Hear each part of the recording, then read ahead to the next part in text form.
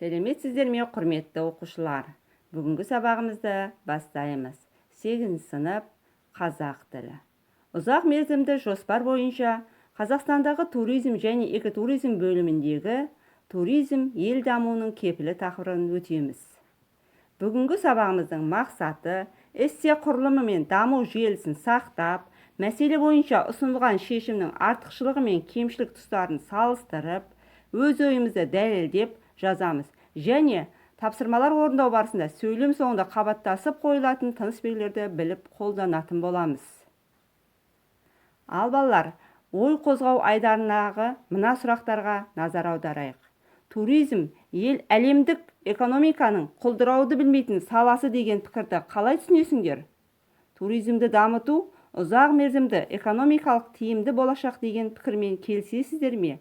Қалай ойлайсыздар? Шетелдік туристерді елімізге тарту барлық жағынан тиімді ме?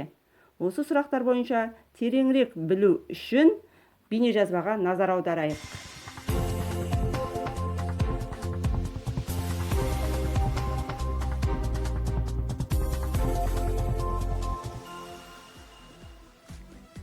Қазақстанда туризм саласын 2020 жылға дейін дамыту тұжырымдамасы жасалған болатын. Осыған сәйкес елімізде 5 кластер құрылады. Олар Астана, Алматы, Шығыс Қазақстан, Оңтүстік Қазақстан және Батыс Қазақстан. Шығыс Қазақстан экологиялық туризмді дамыту орталығы Алматы тау туризмі, ал Оңтүстік Қазақстан аумағы мәдени туризм орталығы ретінде қарастырылуда. Батыс Қазақстан мәдениет пен жаға жайдағы демалыс орнына айналмақ. Астана кластері елорданы, Ақмола облысын және іргелес облыстардың бөлігін біріктіреді. Астананың маңайы және Бурабай курорттық аймағы көшпенділер мәдениеті және даланың алуан түрлілігі бренді бойынша таныстырылады. Вопрос формирования турпродуктов до сих пор остается очень важным для нашего рынка. Туристік өнімді қалыптастыру мәселесі біздің нарық үшін әлі де өзекті болып отыр. Заманауи тенденциялар мен маркетинг ескеріліп жасалған және сапалы жарнамаланған саяхат турларына қатысты бірқатар сауалдар туындауда. Дегенмен, мұның табысты болуы туризм саласын кластерлік дамытумен байланысты екенін атап өткім келеді.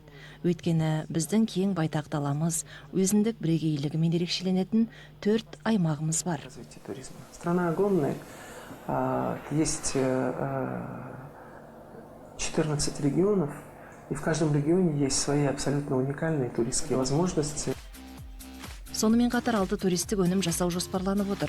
Олар іскерлік туризм, мәдени туризм, белсенді демалыс турнесі, тау мен өзендердегі демалыс, жағажай туризмі және қысқа мерзімді демалыс. Если исходить из, так сказать, возможностей, которые нам... Егер мүмкіндіктерімізді қарастырар болсақ, бізге табиғат барынша сый жасаған. Осы орайда қызғалдақтар мерекесі, қымыз фестивалі, бауырсақ фестивалі, алма фестивалі туралы айтуға болады. Бұл біздің байлығымыз. Бір ғана Жамбыл облысының өзінде қызғалдақтың 17 түрі өсетінін ескерсек, мұның өзі таң қалдырарлық дүние емес пе?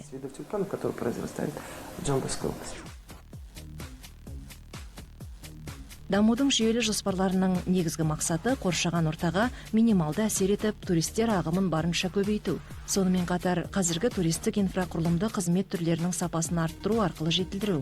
Бұл өзінің нәтижесін бүгіннің өзінде беріп отыр. Республикамызға келетін қонақтардың саны жылдан жылға артуда. Осы орайда сарапшылар бұл көрсеткіштің жақын арада өсетініне кәміл сенеді.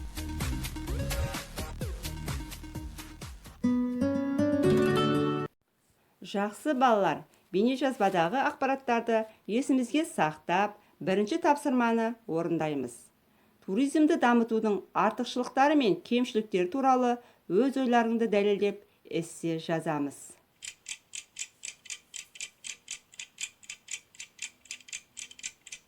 Жарайсыңдар балалар, сендерді тапсырманы дұрыс орындады деп сенім артамын. Ендеше балалар, екінші тапсырмаға назар аударыңыздар. Бейнежазбадан алған ақпарат бойынша сөйлемнің соңында қабаттасып қойылатын тыныс белгілерге сөйлемдер жазыңыздар. Кестеге қарай жұмыс жасаймыз балалар. Сіздерді тапсырманы дұрыс орындайсыздар деген ойдамын.